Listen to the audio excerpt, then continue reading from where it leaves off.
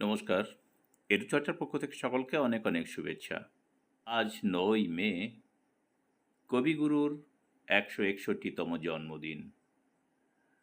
আর এই দিনেই পশ্চিমবঙ্গের মাননীয় মুখ্যমন্ত্রীর হাতে নিরলস কবিতার সাধনার জন্য উঠল বাংলা একাডেমি পুরস্কার।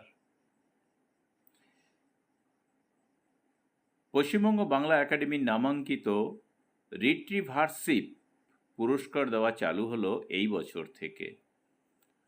প্রথম বছর বাংলা সাহিত্যিকদের সঙ্গে পরামর্শ করে মুখ্যমন্ত্রীকে তার কবিতা বিতান কাব্যগ্রন্থের জন্য এই পুরস্কার দেওয়া হয়েছে। কবিগুরুর স্মরণে কবি প্রণাম অনুষ্ঠানের আয়োজন করেছিল রাজ্যের তথ্য ও সংস্কৃতি দপ্তর। সেই অনুষ্ঠান মঞ্চে দাঁড়িয়ে শিক্ষামন্ত্রী তথা বাংলা একাডেমির চেয়ারম্যান ব্রাত্য বসু বলেন, সমাজের অন্যান্য ক্ষেত্রে কাজের পাশাপাশি যারা নিরলস সাহিত্য সাধনা তথা সারস্বত সাধনা করে চলেছেন তাদের পুরস্কৃত করার সিদ্ধান্ত নিয়েছে বাংলা একাডেমি। প্রথম বছর বাংলার শ্রেষ্ঠ সাহিত্যিকদের মতামত নিয়ে মাননীয় মুখ্যমন্ত্রী মমতা বন্দ্যোপাধ্যায়কে এই পুরস্কার দেওয়ার সিদ্ধান্ত নেওয়া হয়েছে। তার কবিতা বিতান কাব্যগ্রন্থকে মাথায় রেখে সার্বিকভাবে তার সাহিত্য কীর্তির জন্য এই পুরস্কার দেওয়া হচ্ছে। রাজ্য সরকার আয়োজিত কবি প্রণাম অনুষ্ঠানে মাননীয় মুখ্যমন্ত্রী সশরীরে উপস্থিত ছিলেন, কিন্তু তবুও তিনি সেই পুরস্কার নিজ হাতে গ্রহণ করেননি। ব্রাত্যবাবু যখন এই ঘোষণা করছিলেন তখন আমাদের তথ্য ও সংস্কৃতি দপ্তরের স্বাধীন দায়িত্বপ্রাপ্ত প্রতিমন্ত্রী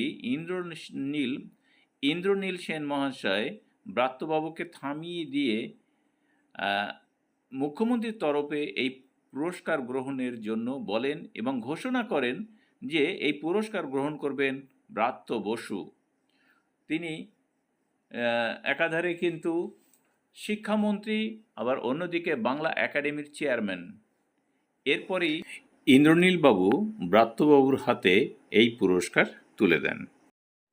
তো আমরা দেখলাম যে সাহিত্য সাধনার জন্য অর্থাৎ নিরলস কবিতা সাধনার জন্য মাননীয় মুখ্যমন্ত্রী বাংলা একাডেমি পুরস্কারে পুরস্কৃত হলেন এই বছর কবিগুরু রবীন্দ্রনাথের জন্মদিনেই।